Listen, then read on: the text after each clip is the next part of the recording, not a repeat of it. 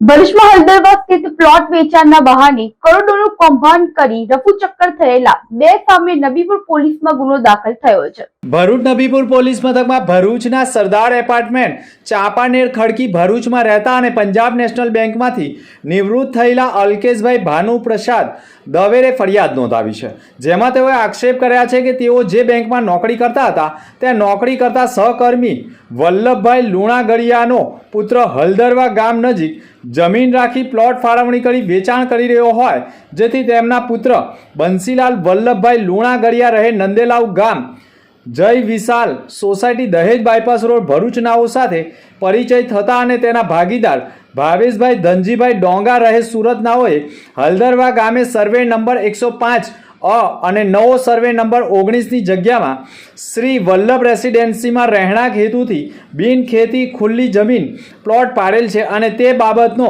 નકશો તથા બ્રોચર પણ બતાવેલ અને પ્લોટ વેચવાનું પણ કામ કરે છે તેમ કહી ફરિયાદીને વિશ્વાસમાં લીધા હતા.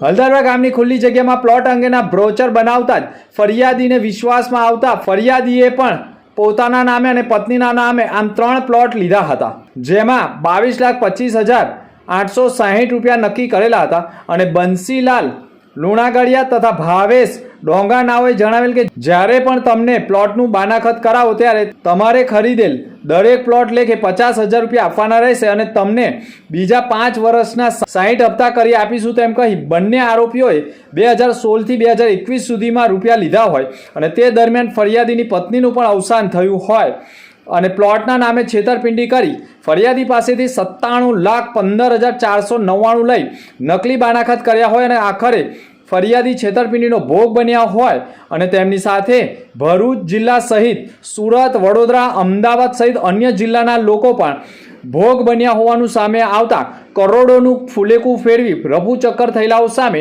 નબીપુર પોલીસ મથકમાં ગંભીર પ્રકારનો ગુનો દાખલ કરવામાં આવ્યો છે.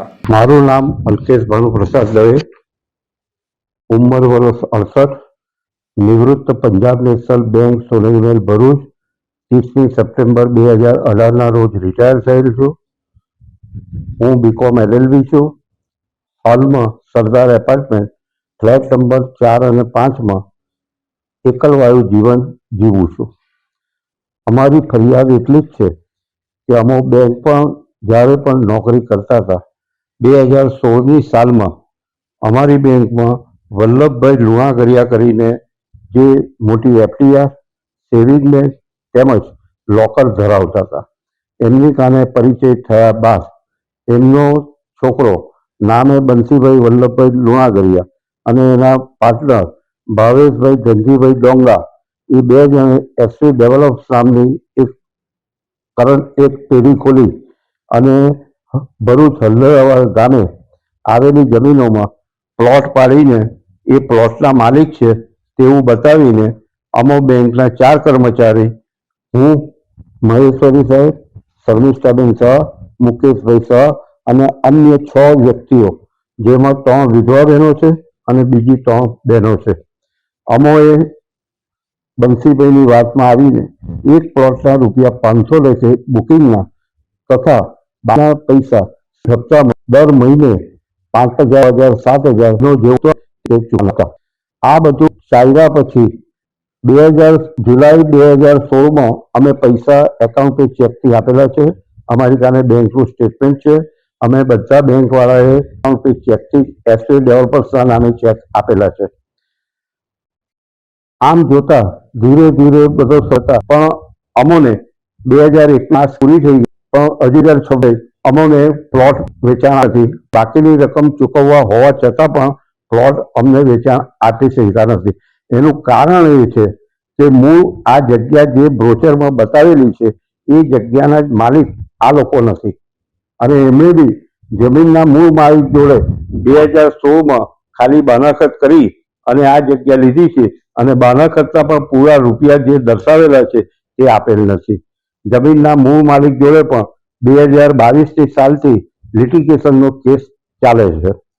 હવે અમોને 2025માં ખબર પડી કે આ જગ્યા તો એના નામની છે જ નહીં અને એ કાયદેસરનો દસ્તાવેજ કરી શકે એમ જ નથી, એટલે અમે કાનૂની સલાહ લીધી. ત્યાર પછી અમે 18/11/2025 ના રોજ નબીપુર પોલીસ સ્ટેશનમાં હું અને મારી જોડે બીજા 9 જણ એમ કુલ 10 જણાએ ફરિયાદ નોંધાવી હતી.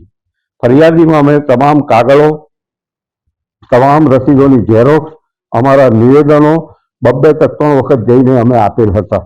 પરંતુ કેમ 2025 થી હજુ આ મહિનાની તારીખે એટલે લગભગ 8 મહિના પછી FIR પર છે.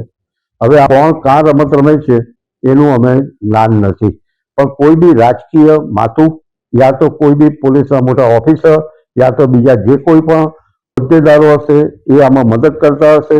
મારું તો એવું ચોખ્ખું, પોતે બીકોમ થયેલો છું, જાણું છું ત્યાં સુધી કોઈ પણ પોલીસ સ્ટેશનમાં કોઈ પિતારીને કોઈ પણ ભારત નાગરિક પણ જાતની અડાપે 54 દિવસ તૈયાર કર્યું એવો કાગળપત્ર અમે મહિના સુધી અમો નિયર 8.5 મહિના સુધી અમે ગોળ ફરે. એવું પોલીસ સ્ટેશન DSP સાહેબને, IG વડોદરાને, DIG અમદાવાદને, ભૂપેન્દ્રભાઈ પટેલને, હર્ષ સંઘવીને, હાઈકોર્ટમાં રજિસ્ટ્રારશ્રીને, હાઈકોર્ટના જજને, ભરૂચના ચીફ ઓફિશિયલ તેના કોર્ટના સાહેબને અને છેલ્લે અમે કંટાળીને નરેન્દ્ર મોદી દિલ્હી PMO પર ગયા, અમારી અરજીઓ મોકલેલી છે.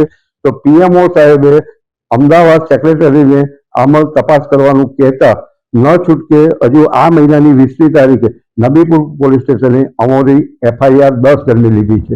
અમારા 10 જણના કુલ્લે 32 પ્લોટ આવેલા છે અને અમે 97,15,499 રૂપિયા 10 જણે ચૂકવેલા છે. અમોને બહારથી જાણવા મળેલું છે કે ઓછામાં ઓછા 150 પ્લોટ આ લોકોએ વેચીને અને લગભગ ₹5 કરોડ રૂપિયા ભરૂચની જુદી જુદી 2 બેંકોમાં કરંટ એકાઉન્ટ ખોલાવીને જમા કરીને ખાતા બંધ કરાવી દીધા છે.